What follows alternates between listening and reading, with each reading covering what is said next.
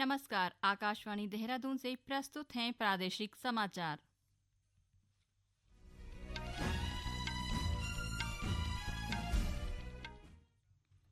पहले मुख्य समाचार। प्रधानमंत्री नरेंद्र मोदी ने जम्मू कश्मीर, ओडिशा और तेलंगाना में महत्वपूर्ण रेल परियोजनाओं का उद्घाटन और शिलान्यास किया।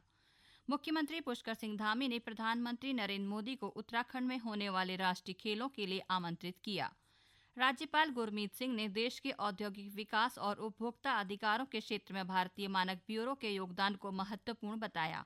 और निर्वाचन आयोग ने प्रदेश में कुल 84,29,459 मतदाताओं की अंतिम सूची जारी की।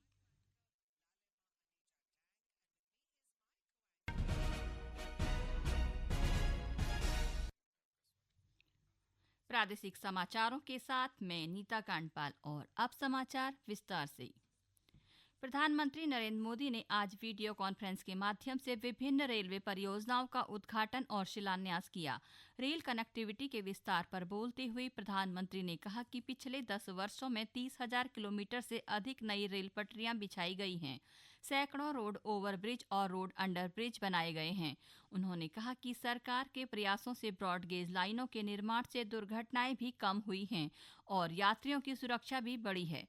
श्री मोदी ने कहा कि मेड इन इंडिया के तहत रेलवे में हो रहे बदलाव से लाखों नए रोजगार के अवसर पैदा हो रहे हैं।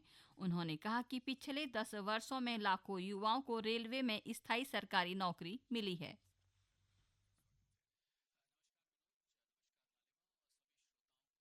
रेलवे में आज कायाकल्प का जो अभियान चल रहा है, जिस तरह मेड इन इंडिया को बढ़ावा दिया जा रहा है, मेट्रो के लिए, रेलवे के लिए आधुनिक डब्बे तैयार किए जा रहे हैं, स्टेशनों को रीडेवलप किया जा रहा है, स्टेशनों पर सोलर पैनल लगाए जा रहे हैं, वन स्टेशन वन प्रोडक्ट, इसके स्टॉल लग रहे हैं।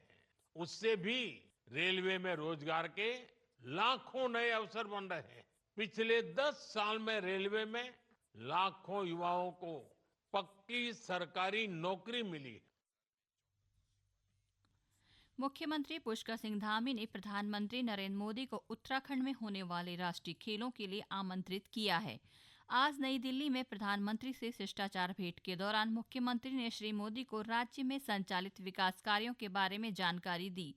मुख्यमंत्री ने टनकपुर बागेश्वर रेल परियोजना की स्वीकृति और परियोजना का पूरा वित्तीय व्ययभार केंद्र सरकार द्वारा किए जाने का अनुरोध किया। साथ ही ऋषिकेश में प्रस्तावित बुनियादी विकास कार्यों के लिए ऋषिकेश के पुराने रेल स्टेशन को बंद करने और सभी ट्रेनों का संचालन ऋषिकेश के नए योगनगरी रेलवे स्टेशन से किए जाने का भी आग्रह किया।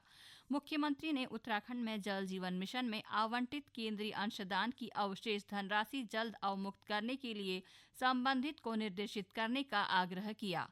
उन्होंने हरिद्वार ऋषिकेश गंगा कॉरिडोर और शारदा कॉरिडोर परियोजना के लिए राज्य के सीमांत संसाधनों को देखते हुए केंद्र स्तर से संसाधन उपलब्ध कराए जाने का भी अनुरोध किया। प्रदेश में आज श्री गुरु गोविंद सिंह जी का 358वां प्रकाश पर्व पारंपरिक हर्षोल्लास के साथ मनाया गया।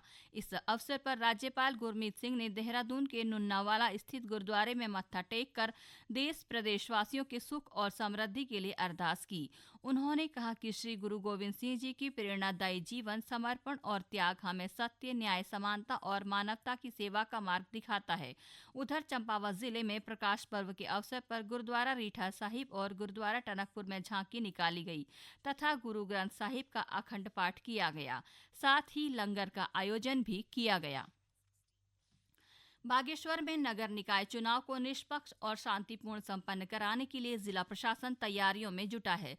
जिले में 1 नगरपालिका और 2 नगर पंचायतों में निकाय चुनाव होने हैं। आगामी 23 जनवरी को होने वाले मतदान में जिले में 25,287 मतदाता अपना नेता चुनेंगे। मतदान के लिए कुल 24 मतदान केंद्र जबकि 36 मतदेय स्थल बनाए गए हैं। बागेश्वर के जिला निर्वाचन अधिकारी आशीष भटगाई ने कहा कि निकाय चुनाव की सभी तैयारियां जोरों पर हैं। उन्होंने बताया कि मतदान से जुड़े सभी अधिकारियों को प्रशिक्षण दिया जा रहा है। नगरपालिका बागेश्वर में अध्यक्ष पद के लिए 5 उम्मीदवार अभी मैदान में हैं। इसी तरीके से कपकोट में अध्यक्ष पद के लिए 2 उम्मीदवार हैं और गरुड़ में अध्यक्ष पद के लिए 3 उम्मीदवार मैदान में हैं। वार्ड मेंबर की बात करें तो बागेश्वर में 26 लोग हैं, कपकोट में 14 लोग हैं और गरुड़ में 17 लोग जो हैं वार्ड मेंबर के लिए मैदान में हैं। तो हमारे जो आरओ हैं वो समस्त तैयारियां इसके लिए कर रहे हैं और नियमानुसार कार्रवाई की जा रही है। चमोली के जिलाधिकारी संदीप तिवारी ने आज गोपेश्वर से 38वें राष्ट्रीय खेलों के व्यापक प्रचार प्रसार के लिए प्रचार रथ को हरी झंडी दिखाकर रवाना किया। राष्ट्रीय खेलों का शुभंकर मस्कट मौली प्रचार वाहन में सवार होकर आगामी 8 जनवरी तक जिले के सभी ब्लॉक, प्रमुख शहर और दूरस्थ ग्रामीण क्षेत्रों में जाकर लोगों को राष्ट्रीय खेलों से जुड़ने के लिए प्रेरित करेगा। ये समाचार आकाशवाणी के देहरादून केंद्र से प्रसारित किए जा रहे हैं। राज्यपाल गुरमीत सिंह ने देश के औद्योगिक विकास और उपभोक्ता अधिकारों के क्षेत्र में भारतीय मानक ब्यूरो के योगदान को महत्वपूर्ण बताया है। उन्होंने कहा कि भारत को विकसित राष्ट्र बनाने के लिए सभी को अपना योगदान देना होगा और मानकों को अपनाना होगा। आज राजभवन में भारतीय मानक ब्यूरो के 78वें स्थापना दिवस के अवसर पर आयोजित कार्यक्रम में राज्यपाल ने कहा कि उत्कृष्टता को मानक बनाकर ही देश विकास कर सकता है। उन्होंने कहा कि कृत्रिम बुद्धिमत्ता, बारकोड और क्यूआर कोड जैसे विषयों को समझकर ही आगे बढ़ा जा सकता है। इस अवसर पर मुख्य सचिव राधा रतूड़ी ने कहा कि देश अंतर्राष्ट्रीय मानकों की तरफ आगे बढ़ रहा है। उन्होंने बेहतर गुणवत्ता के संदेश को आम जनता तक पहुंचाने का अधिकारियों से अनुरोध किया। कार्यक्रम में भारतीय मानक ब्यूरो देहरादून शाखा के प्रमुख व निदेशक सौरभ तिवारी ने कहा कि मानक संवर्धन का विशेष ध्यान रखा जाए और प्रदेश के सभी ग्राम पंचायत का संवेदीकरण कार्यक्रम किया जा चुका है। इस अवसर पर मानक संवर्धन को लेकर उल्लेखनीय कार्य करने वालों को राज्यपाल ने सम्मानित भी किया। निर्वाचन आयोग ने प्रदेश में कुल 84,29,459 मतदाताओं की अंतिम सूची जारी कर दी है। देहरादून में विशेष पुनरीक्षण कार्यक्रम 2025 को जारी करते हुए अपर मुख्य निर्वाचन अधिकारी डॉक्टर विजय कुमार जोगदंडे ने कहा कि राज्य में 43,64,667 पुरुष मतदाता, 40,64,488 महिला और 304 थर्ड जेंडर मतदाता हैं। 1 जनवरी 2025 की अर्हता तिथि के अनुसार आज जो है अंतिम प्रकाशन की कार्रवाई किया जा रहा है निर्वाचक नामावलियों का। इसके अनुसार हमारे पूरे राज्य में आज की तारीख में 84,29,469 मतदाता निर्वाचक नामावली में दर्ज हैं।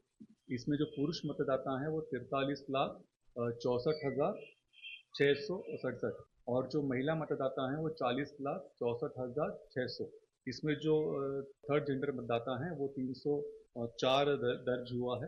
आज की तिथि में सभी जनपदों में मिलाकर कुल 11,733 पोलिंग स्टेशंस आज की तारीख में जनपदों में दर्ज किया गया है। निर्वाचन आयोग हर साल 1 जनवरी, 1 अप्रैल, 1 जुलाई और 1 अक्टूबर को 18 वर्ष की आयु पूरी करने वाले मतदाताओं को मतदाता सूची में शामिल करने का अभियान चलाता है। इसके बाद अंतिम सूची का प्रकाशन किया जाता है। कैबिनेट मंत्री डॉक्टर धन सिंह रावत ने पौड़ी में भाजपा चुनाव संचालन समिति की बैठक ली। इस दौरान उन्होंने कहा कि नगर पालिका पौड़ी में भाजपा प्रत्याशी को जबरदस्त समर्थन मिल रहा है और इस बार पार्टी यह चुनाव रिकॉर्ड वोटों से जीतेगी। पौड़ी में इस बार हम रिकॉर्ड वोटों से चुनाव जीतने वाले हैं और सुषमा दीदी बहुत पुरानी कार्यकर्ता, हमारे सभी कार्यकर्ताओं की इच्छा थी कि भाई हमारे सुषमा दीदी को टिकट दिया जाए। मैं प्रदेश नेतृत्व को भी बधाई देना चाहता हूं, केंद्रीय नेतृत्व को भी, कि उन्होंने हमारी कर्मठ जिलाध्यक्ष को यहाँ से प्रत्याशी बनाया है और मैं देख रहा हूँ कि काफ़ी लोग उनका समर्थन भी कर रहे हैं और हम पौड़ी नगर पालिका के लिए एक संकल्प पत्र जारी करेंगे। उधर नगर पालिका पौड़ी में अध्यक्ष पद की कांग्रेस प्रत्याशी यशोदा नेगी ने अपनी घोषणा पत्र जारी करते हुए कहा कि नगर की स्वास्थ्य सुविधाओं को बेहतर बनाने और शहर के समग्र विकास पर कार्य करना कांग्रेस की प्राथमिकता है। स्वास्थ्य की समस्या जो गड़बड़ा रखी है, इसमें जो है हम बहुत अच्छे से वर्क करेंगे और बहुत अच्छी प्रयास हमारे रहेंगे कि यहाँ पर अच्छे से अच्छे डॉक्टर हम पौड़ी में लाने का प्रयास करेंगे। और नंबर 2 बात, जो कूड़े की समस्या से सभी लोग जूझ रहे हैं, आप लोग, हम लोग, सभी लोग जूझ रहे हैं, तो कूड़े की समस्या को लेके भी हमने ये अपना मैनिफेस्टो में रखा है कि हम कॉम्पैक्टर मशीन भी लगाएंगे और इसका सेग्रीगेशन भी करेंगे। अंत में मुख्य समाचार एक बार फिर। प्रधानमंत्री नरेंद्र मोदी ने जम्मू कश्मीर, ओडिशा और तेलंगाना में महत्वपूर्ण रेल परियोजनाओं का उद्घाटन और शिलान्यास किया। मुख्यमंत्री पुष्कर सिंह धामी ने प्रधानमंत्री नरेंद्र मोदी को उत्तराखंड में होने वाले राष्ट्रीय खेलों के लिए आमंत्रित किया। राज्यपाल गुरमीत सिंह ने देश के औद्योगिक विकास और उपभोक्ता अधिकारों के क्षेत्र में भारतीय मानक ब्यूरो के योगदान को महत्वपूर्ण बताया। और निर्वाचन आयोग ने प्रदेश में कुल 84,29,459 मतदाताओं की अंतिम सूची जारी की। इसके साथ ही समाचारों का ये अंक समाप्त हुआ। नमस्कार।